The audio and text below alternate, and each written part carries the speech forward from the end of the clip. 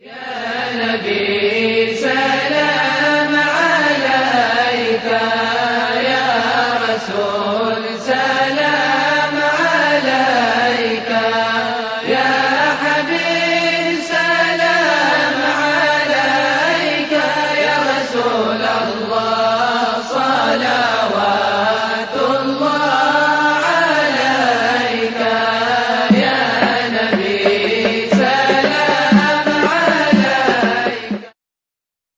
نحمده ونصلي ونسلم على سيدنا ومولانا محمد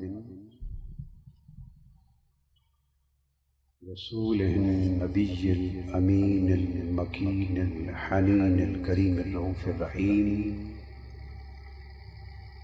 وعلى آله الطيبين الطاهرين وصحبه الكرام المتقين المخلصين.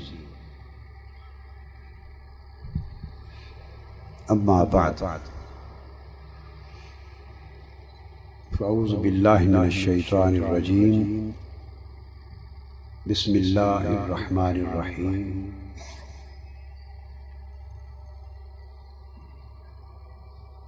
قل بفضل الله وبرحمته فبذلك فليفرحوا، صدق اللہ مولانا العظیم. محترم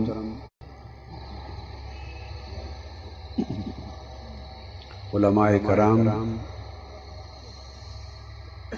مشائخ اعظام، خواتین و حضرات اور عزیزان گرامی قدر، دیوانہ وار خوشیاں منائیں. اس خوشی سے بڑھ کر کائنات کی کوئی اور خوشی نہیں ہے. ساری خوشیاں اس خوشی پر قربان ہیں، اور کائنات کی ساری خوشیاں اس خوشی کا تصدق ہے، صدقہ. اللہ رب العزت نے فرمایا، قل، میرے حبیب مکرم صلی اللہ علیہ وآلہ وسلم فرما دیں، بفضل اللہ و برحمتہ،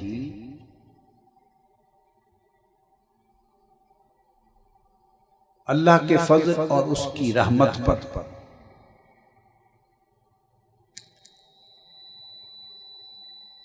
فَبِذَلِكَ فَلْيَفْرَحُوا، پس اسی اللہ کے فضل اور رحمت پر خوشیاں منایا کرو، خوشی مناؤ. اس پر زور کیوں دیا؟ زور یوں دیا کہ اللہ پاک نے ایک اور مقام پر قرآن مجید میں فرمایا، ان اللہ لا يحب الفرحین، کہ اللہ تعالی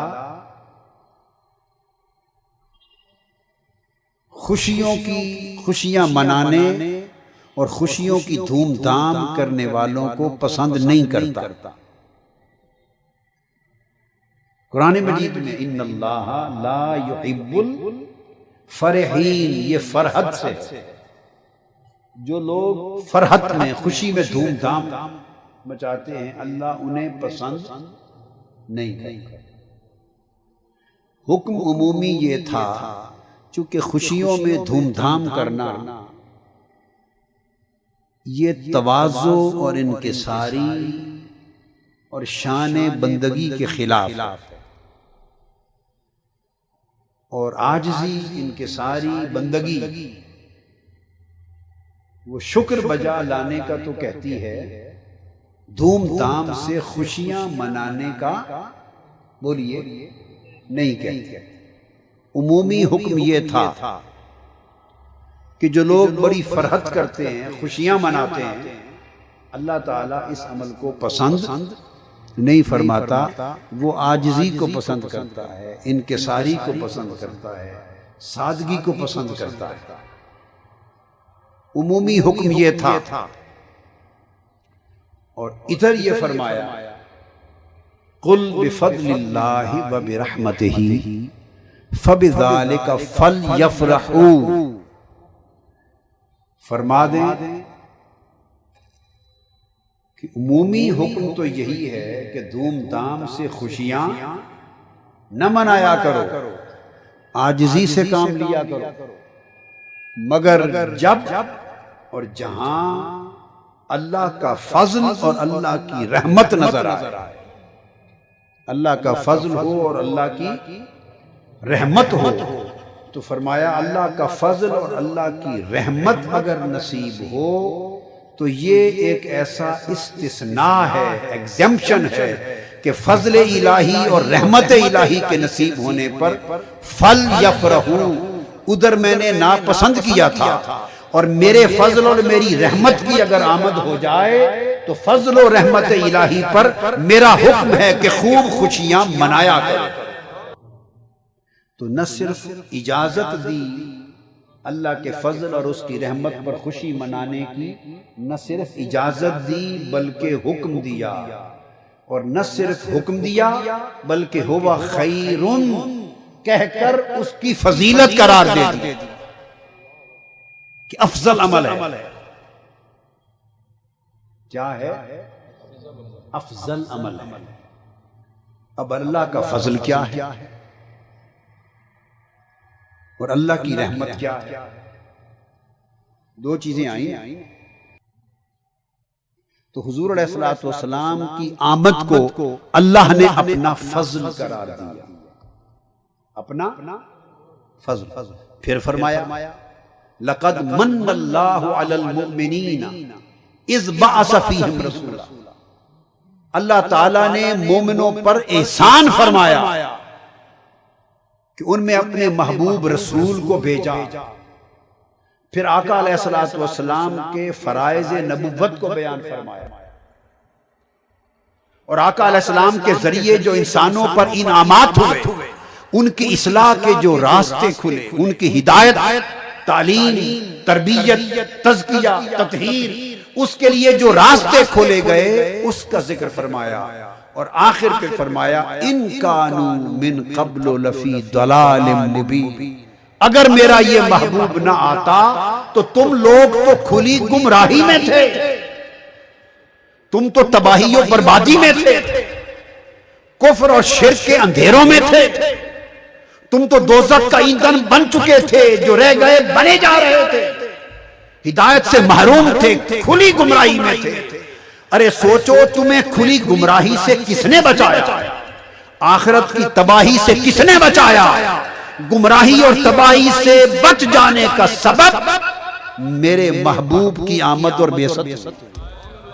لقد من اللہ، میرا محبوب آیا، میرے محبوب کی بعثت ہوئی، اور وادی عرب میں میرے محبوب کی ولادت ہوئی، اور اس کے صدقے پھر تمہیں میرا قرآن بھی ملا، ایمان بھی ملا، اسلام بھی ملا، وہ کعبہ بھی ملا جس کو تم تو بت خانہ بنا چکے تھے، وہ میرا گھر تھا، وہ میرا مرکز توحید تھا، وحدت قدا تھا، مگر 360 بت تھے اس میں، تو تمہیں تو کعبے کی شناخت نہ تھی، تمہیں تو وحدت قدا کی شناخت نہ تھی، توحید تم بھول چکے تھے، اپنے رب اور خالق کو تم بھول چکے تھے، ایمان کی دولت سے تم محروم ہو چکے تھے، اسلام سے محروم ہو چکے تھے، ہدایت سے محروم ہو چکے تھے، تم تو میرے گھر کعبے میں ننگا طواف کرتے تھے، سیٹیاں بجاتے تھے، تالیاں بجاتے تھے، بتوں کی پوجا کرتے تھے، تم میرے کھلے دشمن بن گئے تھے، گمراہی میں مبتلا تھے، تمہیں بچ جانے کی کوئی سبیل نہ تھی۔ شکر ادا کرو کہ میرا مصطفیٰ آیا، تم دوزخی تھے، اس کی آمد کے صدقے جنتی بن گئے۔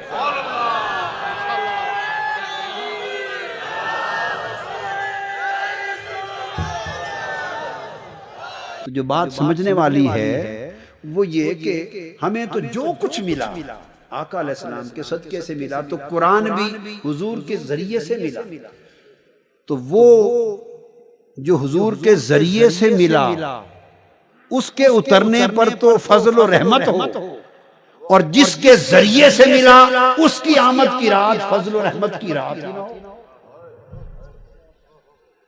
یہ کیسے ہو گیا؟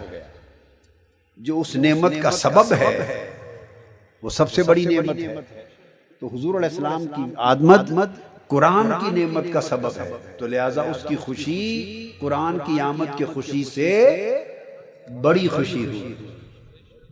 اسی طرح شب قدر ہے، فرمایا لیلۃ القدر خیر من الف شہر، یہ وہ رات ہے 1000 مہینوں سے افضل ہے،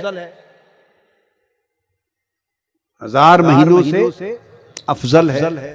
اس میں کیا تتنزل الملائکۃ والروح فیہا، اس میں فرشتے اترتے ہیں. تو جس رات میں فرشتے اتریں وہ 1000 مہینوں سے افضل، اور جس رات میں مصطفیٰ اترے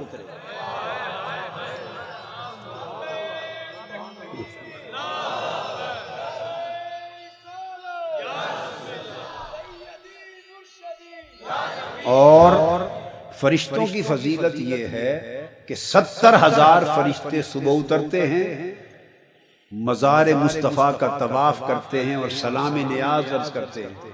70,000 فرشتے شام کو اترتے ہیں حضور کے مزار اقدس کی زیارت اور سلام کے لیے، اور قیامت تک 1,40,000 فرشتے یومیہ اترتے رہیں گے، جن کی باری ایک بار آتی ہے دوبارہ نہیں آئے گی. یہ ہے فرشتوں کا اترنا.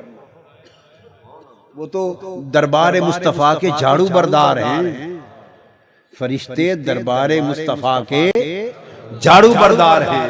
ارے جھاڑو بردار اتریں تو رات 1000 مہینوں سے افضل ہو جائے، اور سرکار ساری کائنات کی اترے تو اس کی فضیلت نہ ہو، اس کی خوشیاں نہ ہوں، اس کا جشن نہ ہو. آقا علیہ السلام کی آمد کی رات، آمد کا دن، آمد کا مہینہ، کروڑوں مہینے، اربوں مہینے اس ماہ میلاد پر قربان. اور پھر بڑی جو خاص بات ہے وہ یہ کہ یہ جو فضیلت شب قدر کی ہے یہ اہل ایمان کے لیے ہے. کیا تو اس کی خیر کس کو ملتی ہے؟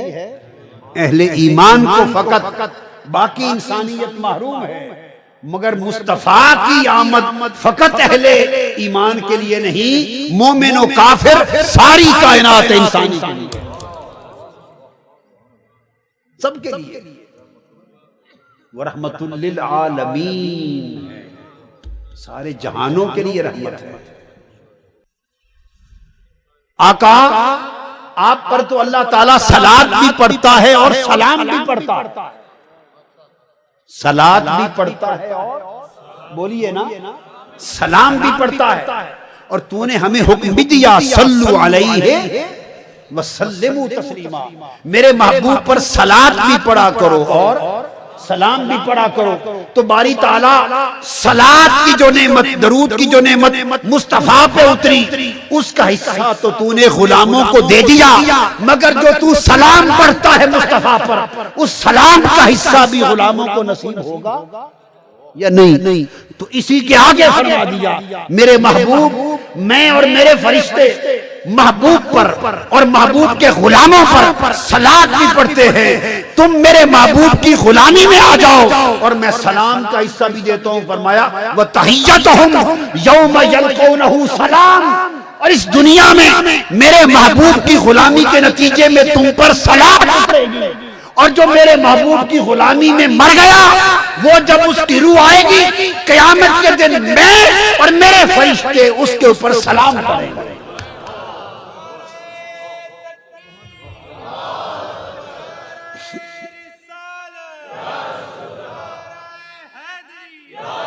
تو گویا وہ صلاۃ اور سلام جو آقا علیہ السلام کے اوپر ہر لمحے اترتا ہے اور یوم ولادت بطور خاص اترتا ہے، جو امتی حضور پر صلاۃ و سلام کے عمل میں شامل ہو جائے گا، اللہ اس پر بھی اپنے اور اپنے ملائکہ کے صلاۃ کا حصہ دے گا. جو امتی حضور کے سلام کی محفلیں سجائے گا، اللہ اس پر اور اس کے فرشتے بھی اس پر سلام کریں گے. تحیتہم یوم یلقونہ سلام. جب تم آؤ گے میرے پاس تو میں سلام پڑھ پڑھ کے تمہیں تحفے دوں گا. اور فرمایا سلام لکا من اصحاب الیمین، تم میرے معبود کی غلامی کا پٹا تو گلے میں ڈال کے دیکھو، قیامت کے دن جب تم کمروں سے اٹھو گے اور آگے آؤ گے، اے اہل یمین اللہ خود تم پر سلام پڑھ رہا ہوگا۔ تو حضور پر سلام پڑھنے کا اجر یہ ہے کہ خدا تم پر سلام پڑھے گا۔ حضور پر سلام پڑھنے کا اجر کیا ہے کہ خدا تم پر سلام پڑھے گا۔ تو اتنی بڑی نعمت آقا علیہ السلام کے ذریعے تو امت کو گویا چونکہ یوم ولادت میں نے آیت پڑھی کہ میلاد کے دن خصوصی صلاۃ و سلام اترتا ہے۔ اسلام بولیے سارا سیلیبریشن ہے، یہ سب کچھ سیلیبریٹ ہو رہا ہے۔ یہ کعبے کے آپ جا کے چکر لگا رہے ہیں، کیا ہے؟ کوئی جو کسی سے پوچھے عقل سے بتاؤ، پتھروں کا بنا ہوا ہے گھر ہے، بھاگتے جاتے ہو چادریں پہن کے اس کے چکر لگانا شروع کر دیتے ہو، نہ اس میں کوئی نماز پڑھتے ہو، نہ رکوع نہ سجود، کچھ بھی نہیں، بس چکر لگاؤ، یہ حج ہو گیا۔ یہ کیوں؟ بس سیلیبریشن ہے، میرے ابراہیم نے ایسا کیا، میرے آدم نے ایسا کیا، میرا گھر بنایا۔ طواف سیلیبریشن ہے، کیا؟ طواف سیلیبریشن ہے۔ پھر سارے پتھر نکال دیے کعبے سے، یہ شرک ہے۔ سارے پتھر کعبے سے نکال دیے، بت اور پتھر کے، یہ اسلام تمہارے کعبے کا صحن اور تمہاری زندگیاں پتھروں سے پاک کرنے کے لیے آیا ہے۔ سارے پتھر نکال دیے۔ ایک پتھر کی باری آئی، کہا اس کو مت لے جانا، رہنے دو۔ وہ کون سا پتھر ہے؟ مقام ابراہیم۔ باری تعالیٰ ان پتھروں نے کیا بگاڑا تھا؟ وہ سارے اٹھا کے پھینک دیے، اس کو سنبھال لیا، کہا دیکھا نہیں اس پر ابراہیم کے قدم لگے ہیں، اس پتھر کو سیلیبریٹ کروانا ہے میں نے، اس کا سیلیبریشن ہوگا۔ تو اس پتھر کو کعبے کے صحن میں گاڑ دیا۔ کہاں؟ پہلے اس پتھروں کے بنے گھر کعبۃ اللہ عزت و شرف والا گھر بن گیا۔ پہلے اس کے چکر لگاؤ، چکر لگا کے ادھر آ جاؤ، میرے لیے 2 نفل پڑھو، مگر نفل کے لیے کھڑے اس جگہ ہونا کہ ابراہیم کے قدموں والا پتھر تمہارے سامنے ہو۔ بقیہ پتھر پھینک دیے، اس پتھر کے سامنے کھڑا کر دیا، سجدہ کرو۔ وَاتَّخِذُوا مِن مُقَامِ ابراہیم مُصَلَّى، چونکہ ابراہیم کھڑے ہوئے تھے، اب اسے سیلیبریٹ کیا جا رہا ہے قیامت تک۔ فرق سمجھ رہے ہیں نا بات کا، نسبت کا؟ جس پتھر کو نسبت مل گئی وہ پتھروں جیسا نہ رہا۔ ارے پتھر کو پیغمبر سے نسبت ہو جائے تو پتھروں کی ساری کائنات میں وہ پتھر جدا ہو جائے، اور جو پیغمبر اپنی نسبت سے پتھروں کو بے مثال کرتا ہے، وہ پیغمبر خود کسی کی مثال کیسے ہوتا ہے؟ لہذا اس پیغمبر سے جس دن کی نسبت ہو گئی وہ دن دنوں میں بے مثال ہوا، اس پیغمبر سے جس رات کو نسبت ہوئی، جس مہینے کو نسبت ہوئی، وہ شب و ماہ میں بے مثال ہوا۔ اس لیے جب آقا کی نسبت نصیب ہوتی ہے تو وہ سارے عمل خدا کے ہاں مبرور عبادت بن جاتے ہیں، پھر وہ سیلیبریٹ ہوتے ہیں۔ وہ حرف تو وہی آباتا تھے، مگر آباتا آپ نے بنا کے لکھے تو پرواہ کوئی نہیں کرتا۔ زبان مصطفیٰ سے قرآن بن کے نکلے تو بے وضو چھو بھی نہیں سکتے، ہیں وہی حرف۔ تو حرفوں کے ظاہری وجود میں فرق نہیں ہے، مگر فرق فقط یہ ہے، یہ حرف آپ کا کلام بن کے نکلے ہیں، وہ حرف خدا کا کلام زبان مصطفیٰ سے نکلے ہیں۔ حرف وہی ہیں مگر اب کلام جدا ہو گیا۔ تو جب نسبت ہو جاتی ہے تو پھر اس کی پوزیشن، سٹیٹس کچھ اور ہو جاتا ہے۔ تو آقا علیہ الصلوۃ والسلام سے جس شے کی نسبت ہو گئی وہ ایمان میں داخل ہو گیا، وہ ایمان میں داخل ہو گیا۔ ہم آقا علیہ السلام کے لیے سلام پڑھتے ہیں، میلاد پاک میں سلام پڑھا جائے گا، آپ کھڑے ہوتے ہیں خوشی سے، حضور علیہ السلام کی سنت ہے۔ آقا علیہ السلام جب کسی بات پہ بہت خوش ہوتے قیام کھڑے ہو جاتے تھے۔ آقا علیہ السلام کو جب خوشی ہوتی، خاص خوشی، تو آپ کھڑے ہو جاتے۔ سیدہ عالم آپ کی شہزادی، سیدہ کائنات حضرت فاطمہ الزہرا صلوات اللہ علیہ جب وہ حاضر ہوتی آقا علیہ السلام کی بارگاہ میں تو آپ کو محبت اتنی تھی، جب شہزادی فاطمہ الزہرا کو دیکھتے خوشی سے کھڑے ہو جاتے۔ تو آقا علیہ السلام کی مستقل سنت تھی، وہ بچوں اور بچیوں کے لیے جو اچھے لباس پہن کے شادی سے آ رہے تھے انہیں دیکھ کے خوش ہوئے تو کھڑے ہو گئے، اکرما کو اسلام قبول کرتے خبر سنی خوش ہوئے تو کھڑے ہو گئے، سیدہ کائنات کو دیکھتے خوش ہوتے کھڑے ہو جاتے۔ تو آقا علیہ السلام کی سنت تھی جس شے سے محبت ہوتی، جس پر خوش ہوتے کھڑے ہو جاتے۔